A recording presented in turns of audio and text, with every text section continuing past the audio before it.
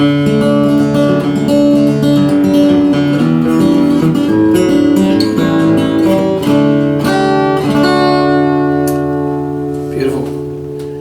back to Premier Guitars. Adam here with my good buddy Jordan Thomas, and wanted to thank you for tuning in today, and make sure you click like and subscribe, and if you're feeling extra generous, maybe press that little bell button which will notify you when we release some more gorgeous videos. So here we are today looking at a wonderful 1954 Gibson LG-2. Great little acoustic guitar. It's seen plenty of action over its years, as you can tell, but it is a really lovely piece. What do you think, George? I think good things about this guitar. Yeah.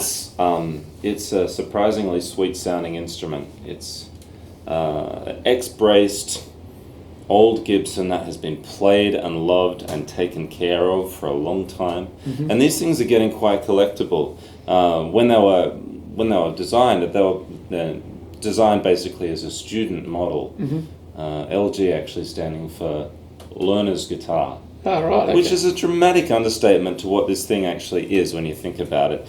It's an X-braced, solid spruce top, all mahogany back, sides and neck, with a Brazilian rosewood fretboard. Sounds pretty good to me. Yeah, if you tried to get a learner's guitar with that these days, well, I don't think they would exist. Yeah, it's not going to happen, to say the least. Yeah, and there's something really special about these old Gibsons. They've just got that Gibson sound that none of the other companies seem to be able to replicate. And, you know, for singer-songwriters, you know, people looking to strum away and write their own tunes, this has been one of the staples over the years for many, many famous artists. I was surprised when I first picked this thing up, actually, which was only moments ago, because it's just landed in the store. I was really surprised at how light and loud and expressive it is. Look, I hate to say this, but it sounds kind of Martin-y to my ears. Yeah. And I guess a lot of that is contributed to the structure with the X bracing. Mm-hmm. Now the L2 and the L3 were similar models. They were structurally the same, but the L3 was a natural looking one. Yeah. But bear in mind the L1 and the L0, which look similar, have parallel ladder bracing inside, and they don't sound quite the same. The X bracing is, to my mind, where it's at. Cool. And the production years on this was 42 to 62, was it?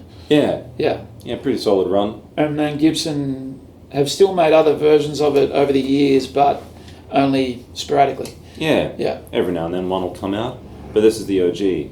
Great. Which is nice. And what's the neck profile on this one? Kind of being a student model, it's a little slimmer than some of the others, which is a good thing. It actually feels quite modern on the back end here. It's kind of slim-ish. Mm-hmm.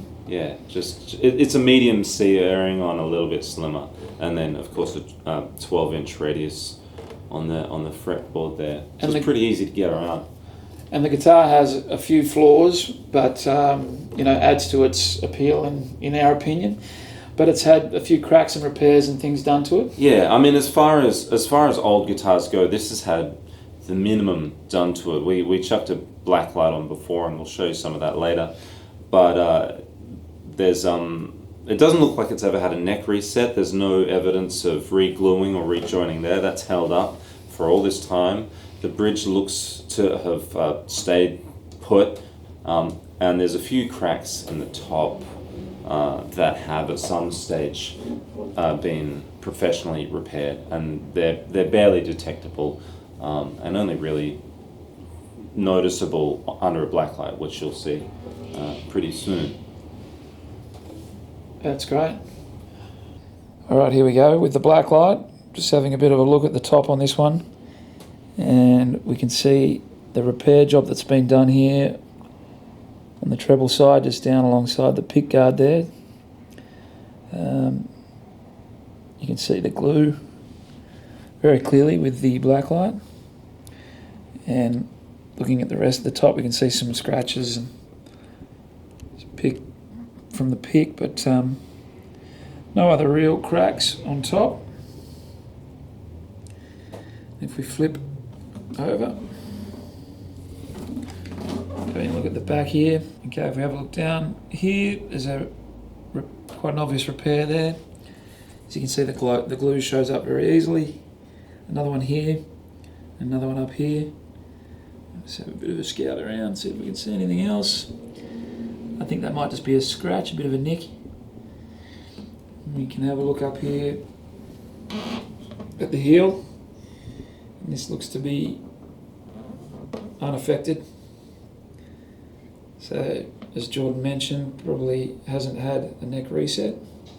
And as we look up the neck, you can see a few marks of leaning up against things over the years, but no real issues. And the headstock, nice and clean.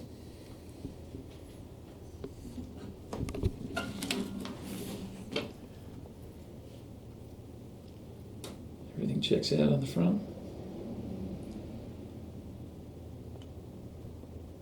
There's not a lot of checking on that, is there? No. But it's nice and faded, well, hazy, which indicates that it's old finish. So it's not a refin on You're there. looking for that cloudy look, aren't you? Yeah, yeah. If you didn't have that, it'd be a problem. But it's just in good nick. Mm. It's well looked after. See all the checking on the mahogany sides here. Looks great. Hmm.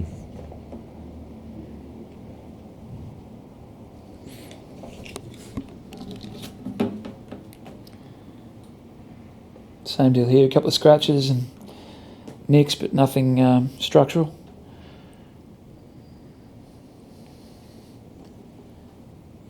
So it's had a few bumps and bruises and a couple of operations over its time, but certainly still structurally sound and certainly plays beautifully and has that wonderful Gibson sound.